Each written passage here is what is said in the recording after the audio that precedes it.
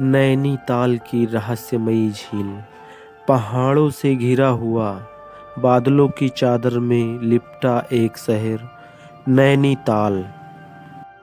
आज यह जगह लाखों पर्यटकों का मन मोह लेती है, लेकिन इसके पीछे एक ऐसी कहानी छिपी है जिसे सुनकर कोई भी इस झील को सिर्फ पानी का तालाब नहीं बल्कि एक जीवित एहसास समझने लगता है।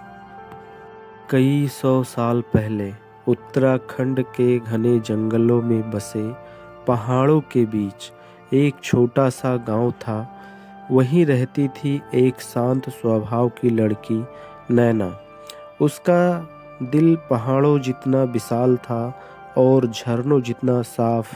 गांव के लोग उसे देवी का रूप मानते थे।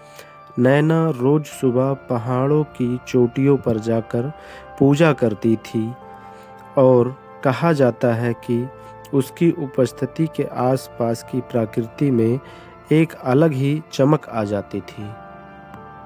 एक दिन आया बड़ा संकट। कई महीनों तक गांव में बरसात नहीं हुई। नदी झरने सूख गए, पशु पक्षी प्यास से मरने लगे। तब सबकी उम्मीद एक ही थी, नैना।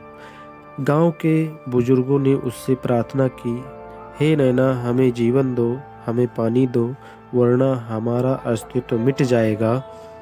नैना पहाड़ की सबसे ऊंची चोटी पर गई और कठोर तपस्या शुरू कर दी। दिन गुजरते गए लेकिन पहाड़ पर कोई बादल नहीं आया। गांव वाले चिंतित हो गए। फिर एक रात आसमान बदलने लगा, बिजली चमकी, बादल भी गरजे और जोरदार बारिश शुरू हो गई। लेकिन उस बारिश के साथ एक और बड़ी घटना घटी। जब गांव वाले चोटी तक पहुंचे तो उन्होंने देखा कि जहां नैना तपस्या कर रही थी वहां एक विशाल गड्ढा बन गया था और उस गड्ढे में पानी भरकर एक सुंदर, शांत और चमकती हुई झील बन गई थी। लेकिन नैना कहीं दिखाई नहीं दे रही थी। लोगों को समझते देर न लगी। यह झील नैना की ही आत्मिक शक्ति से बनी है। उसी जगह को नाम दे दिया गया नैनीताल, यानी नैना की पवित्र झील। आज भी माना जाता है इस झील का पानी कभी सूखता नहीं, क्योंकि यह नैना की कृपा का प्रतीक है। रात में झील के किनारे हल्की सी घंटियों की धुन सुनाई देती है, जैसे कोई देवी अब भी पहाड़ों की रक्षा कर रही हो। नैना देवी का मंदिर आज भी झील के किनारे चमकता है, जहां हजारों लोग दर्शन करने आते हैं। नैनीताल सिर्फ एक खूबसूरत पर्यटन स्थल नहीं है, यह बलिदान, आस्था और प्रकृति की प्रेम कहानी है।